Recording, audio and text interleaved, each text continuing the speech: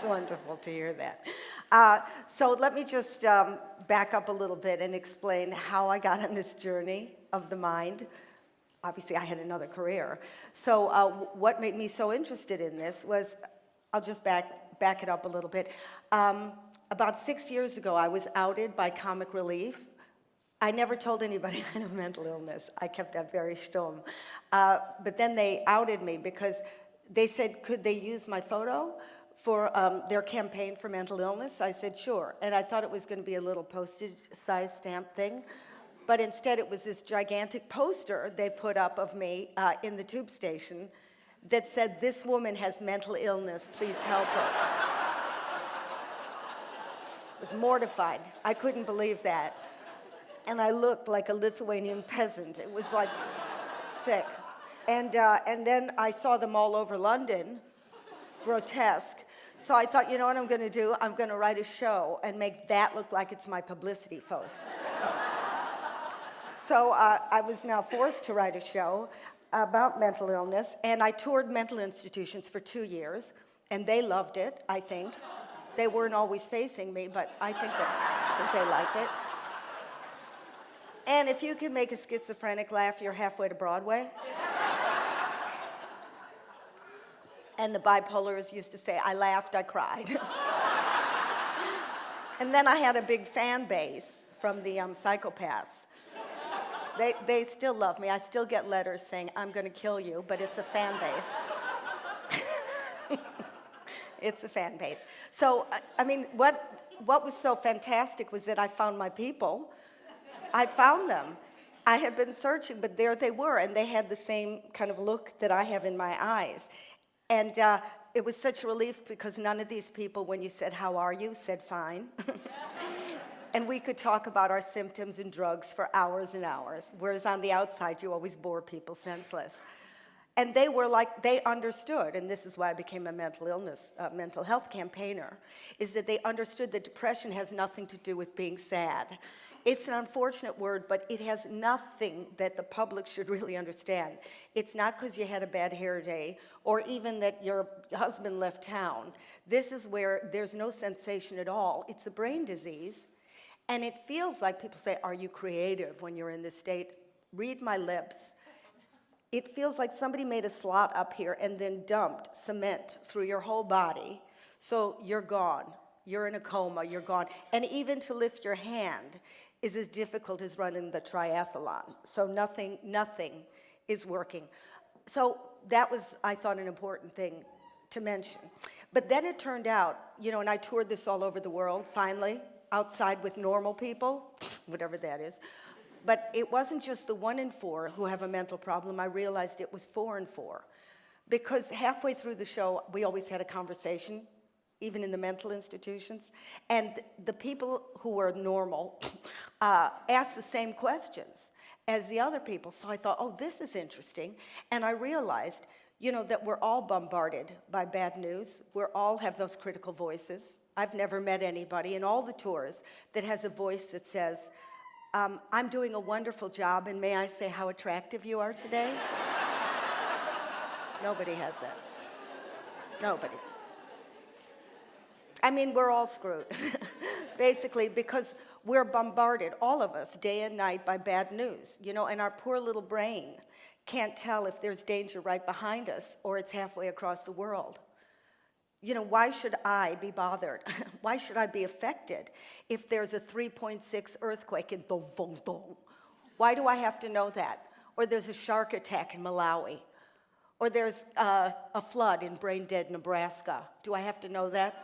And what can I do about it? Get a hand pump and a bucket? What can I do? I mean, as human beings, we were only supposed to know what our neighbors were doing. That was our state, right? If the woman next door was having sex next door to her, I should know this.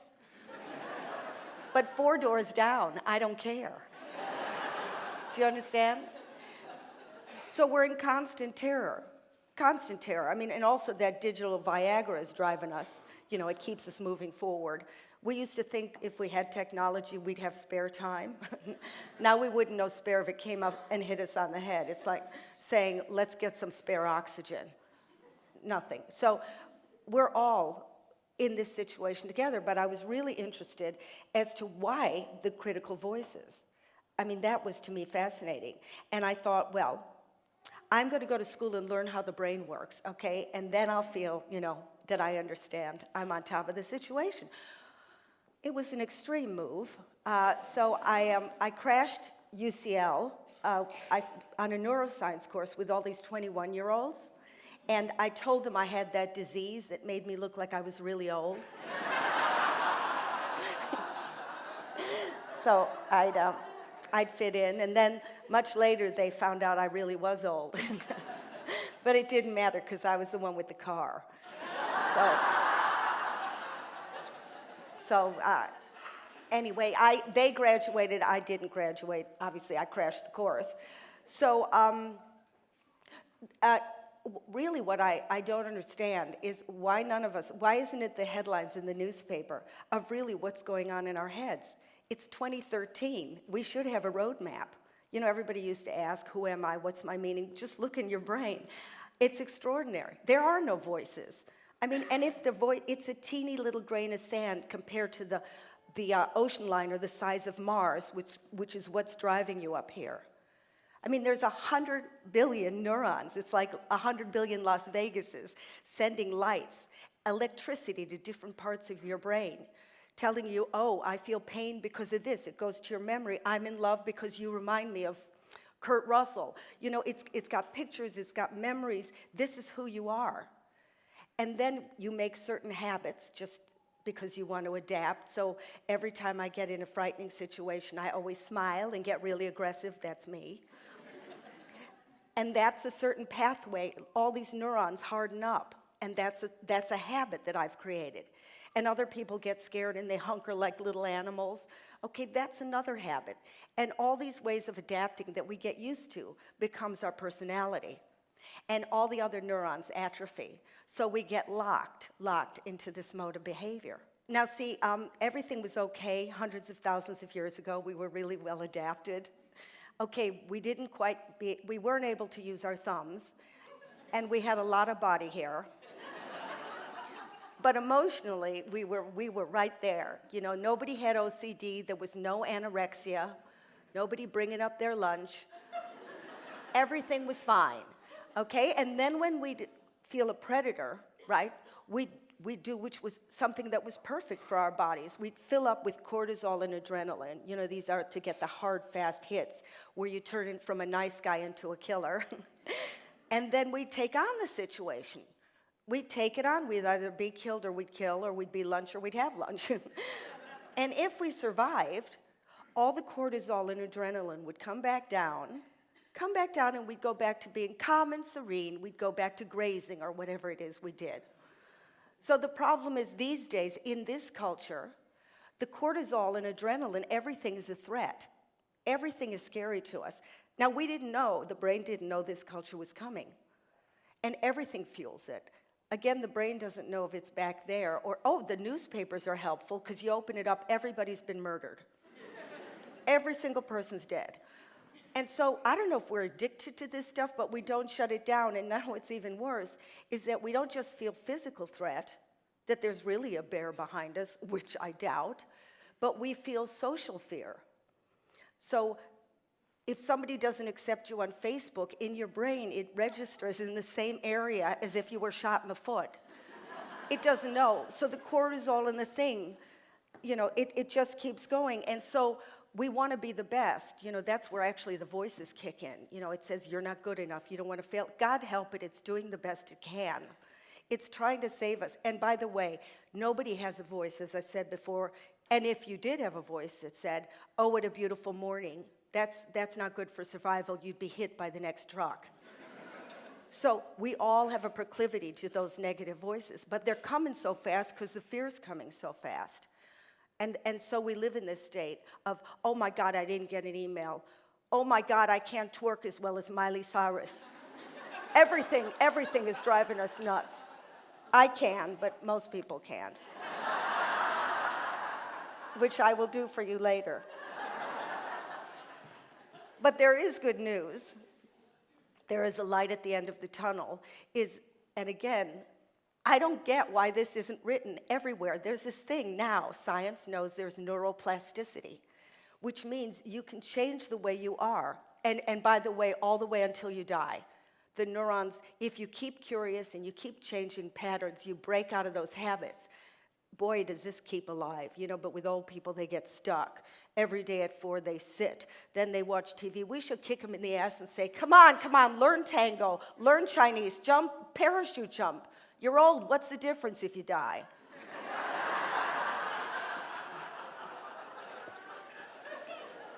We should know this, So knowing that, that the neurons can change just by the way you think, just by the way you experience things, and just by feelings. All those wires keep changing. But we're stuck in our pattern. And by the way, I know everybody's going to say, well, don't genes have to do with it? But now they know that the way you think and the way you behave affects the genes and changes the genes. But again, where's this information? So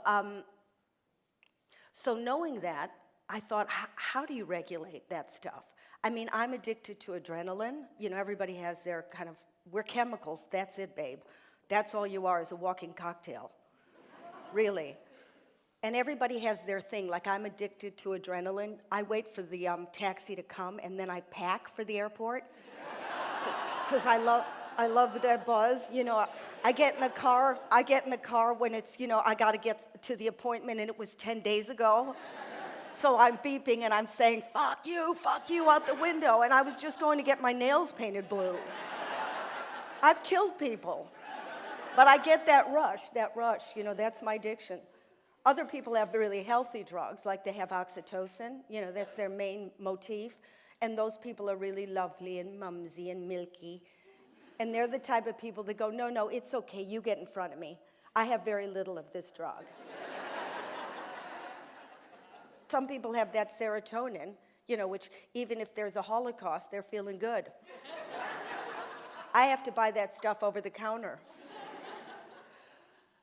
But the real killer is dopamine. That's what really drives us. That's the busyness one. We can't stop. So I thought, okay, how do I pull the reins? Nobody gives you this information.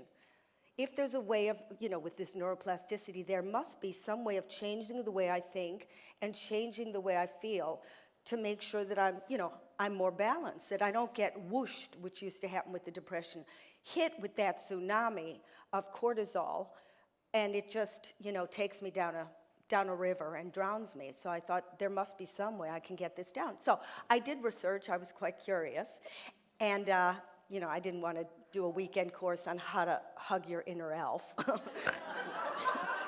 I turned that one down. So I researched brain science. I went to the mothership, and it turns out that mindfulness, which I never would have done in a million years, because I keep thinking, oh, that's some guy with a bindi on his head, worshiping an elephant with 2,000 arms. So I thought, oh no, and I'm not going to tell anybody I'm doing this, but it turns out that has the best results, not just for preventing depression, but for OCD, people who are burned out, for stress, for just feeling better, for really it covers the whole spectrum, and there's research to show that the cortisol does come down. So I said, well, who's the founder of this? So because I have that adrenaline, I hunted down the founder of mindfulness. See, adrenaline's good sometimes, but if you keep it on too long, it will burn you out. So it's got a good, bad effect. I hunted him down. I went to Oxford, and there was Mark Williams, and I said, well, will you teach me this? And he said, okay. And he gave me the 8-week course for free. I'm Jewish, can you imagine how happy I was? For free. So I thought, oh, this is great. Anyway, I was interested, but I need to know what happens in the brain that makes this thing work, because I'm obsessed with, the reality of everything. So he said, well, unfortunately, you'll have to get into Oxford if you want to learn that, and he kind of laughed. But again, because of the adrenaline and the dopamine, I have the drive of a Rottweiler. But this is why sometimes I slam in a wall, because we can't shut it down.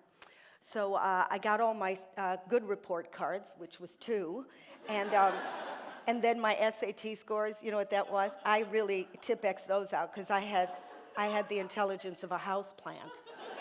So I just got rid of that. But then I give really good interview. Yeah, I know how to. I've learned over the years how to bullshit when you don't know what you're talking about. No, so anyway, it was he called me. He couldn't believe it that I got in there. And there was 16 other students, who were geneticists or, grown-ups. And they looked at me like there had been some hideous mistake. So, I said, screw them, I got in. And the greatest thing, you wear that square thing on your head and you dress like a bat. And the guy who runs it is like Dumbledore. It's the happiest day of my life. My parents wouldn't just turn over in their grave. They would their heads would fall off. So not only do you see what happens in the brain scanner, but you do learn mindfulness. They kind of make you walk the talk, which was so hard. So basically, I'll just make it real simple, though it isn't. Basically, how to deal with those thoughts, and it seems counterintuitive. Rather than run away and jog in the morning or whatever we do to avoid what's going on, which eventually will bite you in the ass, you learn to just sit down and notice your thinking. You just notice it.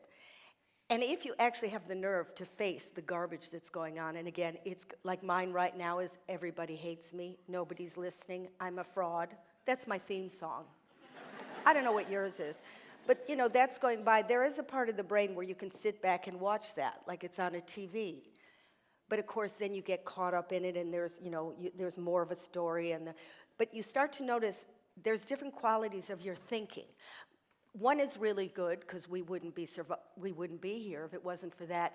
There's a part of our brain that makes us problem solve, analyze, create. It's the greatest thing on earth. But here's a glitch. This is a flaw in the machine. Sometimes when we're emotionally trying to figure something out, like why your boyfriend left you, or why you can't, why you feel like a failure, that's rumination. There will never be an answer.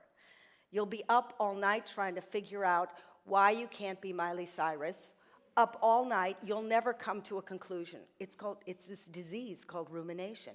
And this is what drives you to burnout, and for the extreme cases, to mental illness.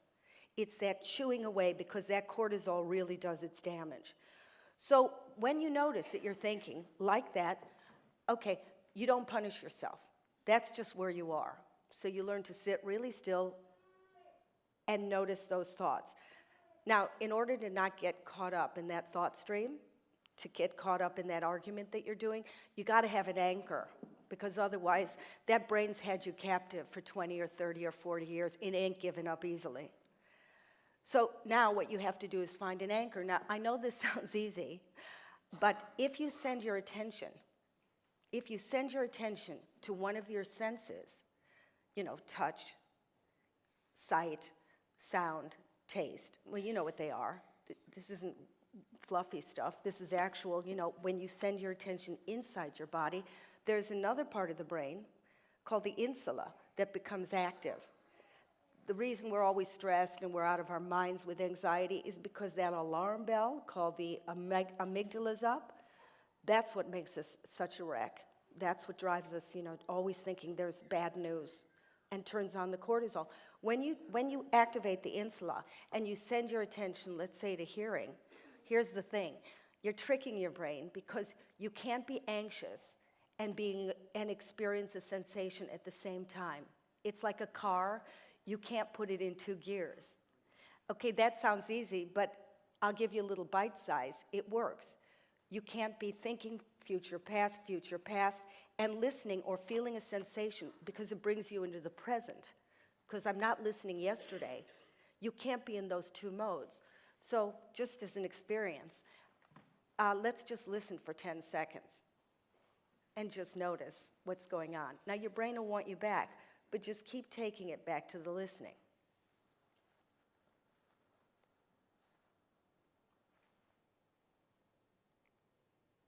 Okay. You'll notice that, and this is happening to everybody, you're not alone. Your mind wants you back, and it wants to pass judgment, or it says, I hate you so much for doing this. or it wants to have lunch. This is what minds do. We are dragged like there's a piece of meat in front of us. But it's our chemicals. We are in a high state of alarm. That's the way it is. But when you sit and bring it into your body, actually you start to notice those thoughts aren't solid, that they come and go, and some are harsh and some are light. But it's not solid. I mean, when I'm feeling horror or whatever and I focus on that, I realize the rest of my body isn't in that state. I'm not depressed. My arm isn't. So you focus in or you focus on the thoughts and they disperse. Does that make sense to you? The really important thing, though, is when you notice, you don't give yourself a hard time about it, because that sort of screws us up even more, like we're stressed, and then we get really stressed about being stressed. Like I'm stressed, but now I'm going, you're an idiot for feeling stressed.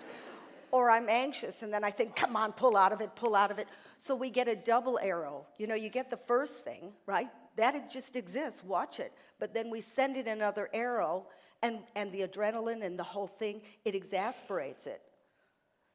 I mean, somebody said pain is pain, but suffering is optional. So you just learn to pay attention to what is. I mean, what mindfulness really is learning. This sounds so easy, to pay attention to what's right there. Because you might say, I'm paying attention to me, or you might say it, but actually you're tweeting, and you're thinking about Bulgaria. And you're thinking of, but we don't know how to focus. And what this mindfulness does, by this constant noticing what's going on in the mind, just notice, and bringing it back to something in the body, or your bottom of your feet, or you're stroking a cat, you're inside your body, it's introception. It's like doing a sit-up. So you notice where your mind goes, and you bring it back. You notice where it goes, you bring it back. This is how you get to know yourself, or know your themes, but without giving yourself a hard time. You bring it back. This is what therapists really do. They listen to your shit, but they charge you a lot of money for it. But they stay compassionate, and they stay accepting. And so it's almost like it's okay to hear those thoughts. So with mindfulness, you're sort of listening. You're listening just like a shrink does, but you're kind of forgiving yourself for it. And it's that compassion that helps you then be compassionate to the next person, because you know that crap's going on in their head. And when that red mist starts to come down, which is what mindfulness does, it will calm that thing down. It's like, I always think, sitting at the bottom of an ocean, and there's turbulence up there, there's crap going on, but I'm just at the bottom. So when I listen to you, or I have to, work with you, I have the space to be able to feel what you feel. Otherwise, we're just all in our own worlds, and we're talking at each other. And we blame it on the world. We blame it on the Muslims, or the ice melting, or who's prime minister. I always think, well, how'd he get in there? He didn't drop from heaven.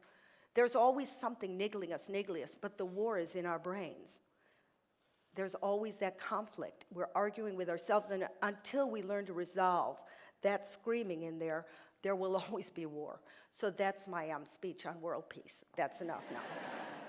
So it starts with you. It's regulating my brain, which will have a ripple effect on yours and communities and the world, because we work like neural Wi-Fi. We infect each other.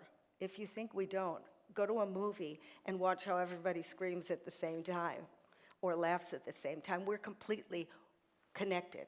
And if I change my little self, then I'm able to hit it onto you. You spread your positivity and you spread your negativity.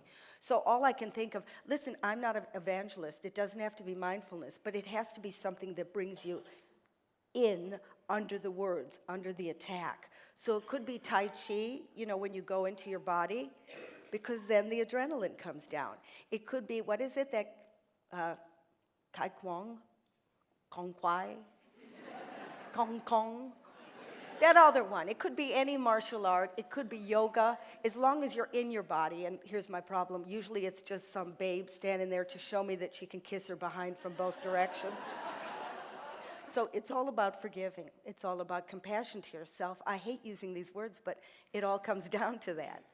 So the other bonus you get with this is you start to, sounds like it's sort of fluffy.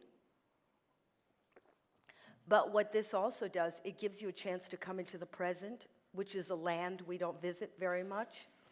I mean, you'll have it by accident. You know, you'll be on a trip and go, oh my God, I just noticed that.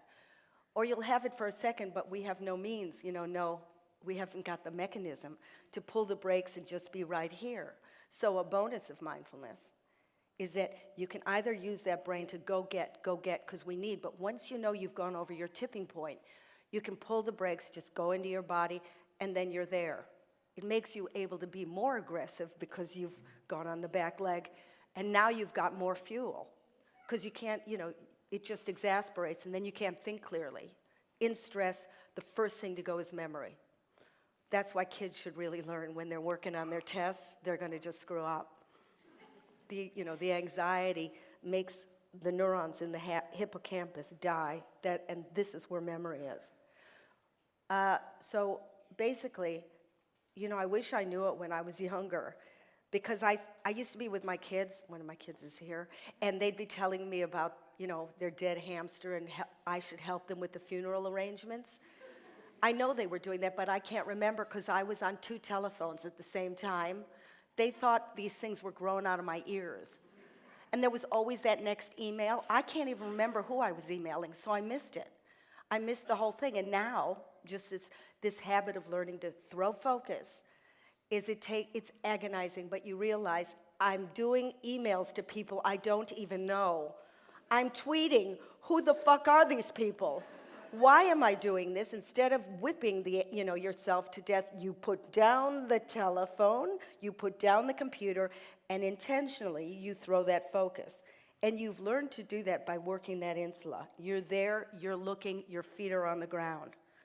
So I hope in the next millennium or whatever's coming that we learn to be, that it isn't survival of the fittest, it becomes survival of the wisest. So thank you very much.